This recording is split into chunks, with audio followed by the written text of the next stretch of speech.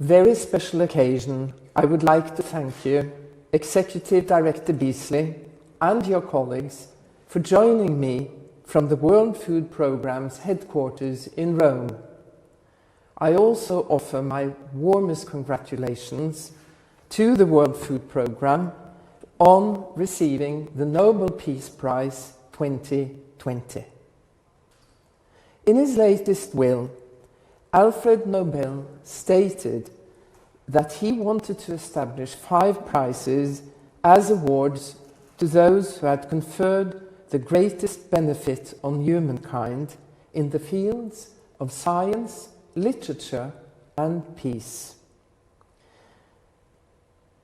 Today, Nobel Prizes in all the disciplines referred to in Nobel's will are being celebrated in Stockholm and Oslo, respectively. Since 1901, the Nobel Peace Prize has been presented in Oslo on the 10th of December, the anniversary of Alfred Nobel's death. It is a grand event where we gather in the Oslo City Hall. In a normal year, the City Hall would have been filled to capacity, and you would have been greeted by the Norwegian royal family, the President of Parliament, the Prime Minister, and other officials of Norway. Equally important, you would have been hailed enthusiastically by representatives of civil society. But due to the coronavirus pandemic, it was not possible to host you in Oslo today. Instead, I am speaking to you from the Norwegian Nobel Institute, and you are in the WFP headquarters in Rome.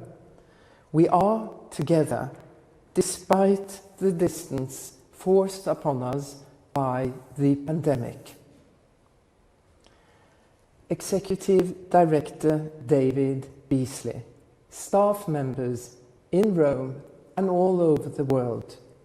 As announced, on the 9th of October, the Norwegian Nobel Committee has decided to award the 2020 Nobel Peace Prize to the World Food Programme for its efforts to combat hunger, for its contribution to bettering conditions for peace in conflict-affected areas, and for acting as a driving force in efforts to prevent the use of hunger as a weapon of war and conflict.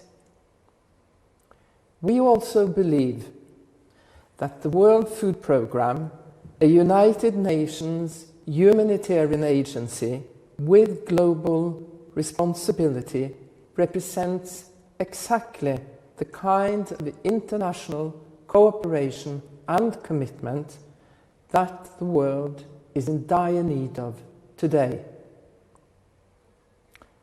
Under normal circumstances, I would have presented the award to you personally in the City Hall. At a later point, we hope next year, we will be honoured to welcome you to Oslo so that you may deliver the Nobel Lecture on behalf of the WFP. We will then have the opportunity to celebrate this year's Peace Prize in the proper, customary way. Since you cannot be here today, your Nobel Prize medal and diploma have been brought to Rome instead. On behalf of the Norwegian Nobel Committee, they will now be presented to you by Lisa Pelletti-Clark, co-president of the International Peace Bureau, which was the Nobel Peace Prize laureate 1910.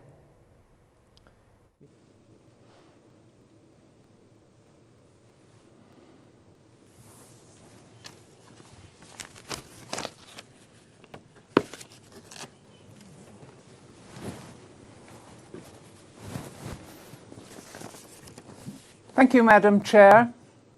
On behalf of the Norwegian Nobel Committee, it is my great honour to present the Nobel Peace Prize for 2020 to the World Food Programme, represented here by Executive Director David Beasley. Mr. Beasley, let me convey to you my warmest congratulations and ask you to come forward to receive the Nobel Medal and Diploma on behalf of the World Food Programme.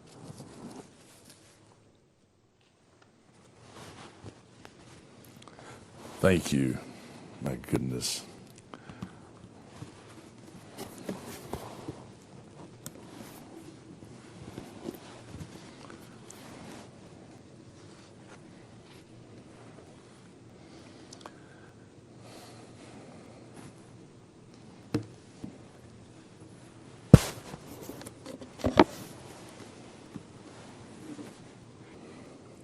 It's quite something.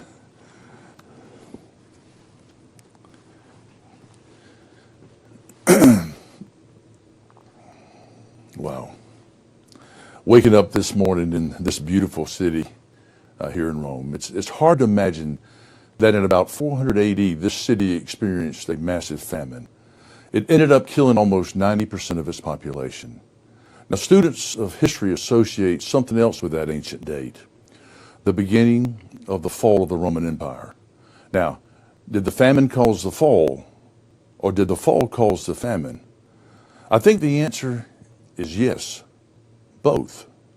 Now, waking up in this wealthy, modern, technologically advanced world, it's hard to imagine us going through a famine like that. But my tragic duty today is to tell you famine is at humanity's doorstep for millions and millions of people on earth. Failure to prevent famine in our day will destroy so many lives and cause the fall of much we hold dear. On behalf of the Secretary General of the United Nations, Antonio Guterres, our board, our sister agencies, our incredible partners and donors, and on behalf of 19,000 peacemakers at the World Food Program, including those who came before us and especially those who died in the line of duty and their families who carry on, and on behalf of the 100 million people we serve, to the Norwegian Nobel Committee, thank you for this great honor. Also, thank you for acknowledging our work of using food to combat hunger, to mitigate against destabilization of nations, to prevent mass migration, to end conflict, and to create stability and peace. We believe food is the pathway to peace. I wish today that I could speak of how working together we can end world hunger for all the 690 million people who go to bed hungry every night, but today we have a crisis at hand. This Nobel Peace Prize is more than a thank you. It is a call to action. Because of so many wars, climate change, the widespread use of hunger as a political and military weapon, and a global health pandemic that makes all of that exponentially worse, 270 million people are marching toward starvation. Failure to address their needs will cause a hunger pandemic which will dwarf the impact of COVID. And if that's not bad enough, out of that 270 million, 30 million depend on us 100% for their survival. How will humanity respond Let me tell you why what we do at the World Food Program works. First, food is sacred. Anyone who has sat down to a Thanksgiving or a holiday meal or taken communion, attended a Seder, fasted for Ramadan, or made a food offering at a Buddhist temple knows that. And every human, whether they're people of faith or not, knows the power of food, and not only to sustain us, but bring us together in our common humanity.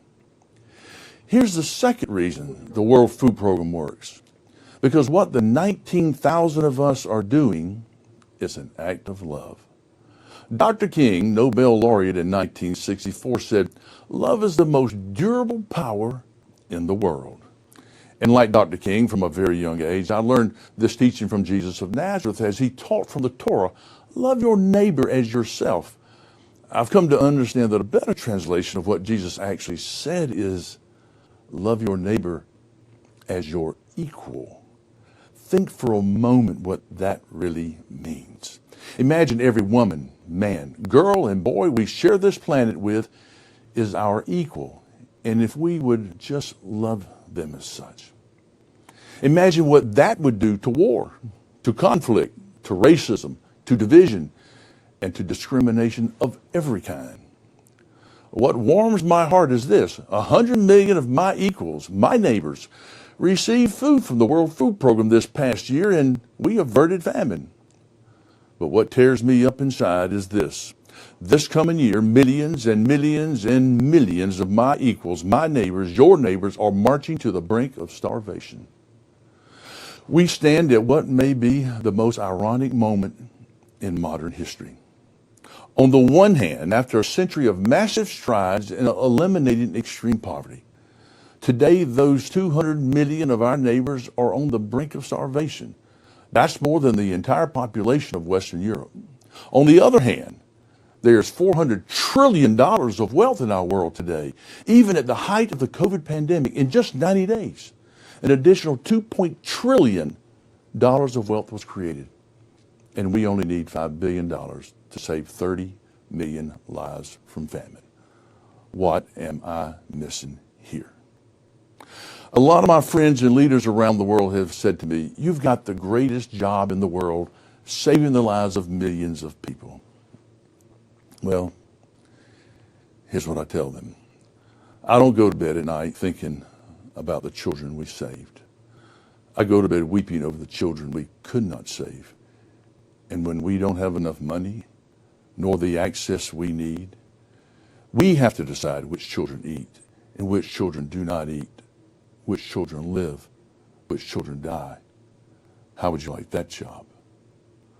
Please, don't ask us to choose who lives and who dies.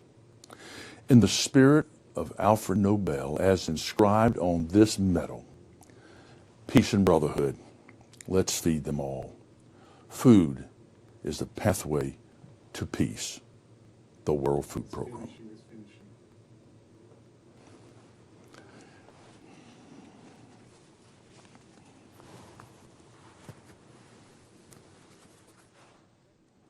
Now that's something else.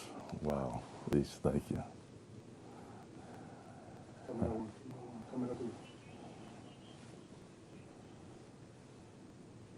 Are we off?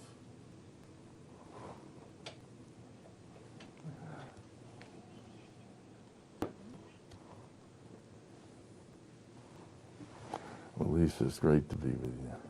Thank Are you. we off or not?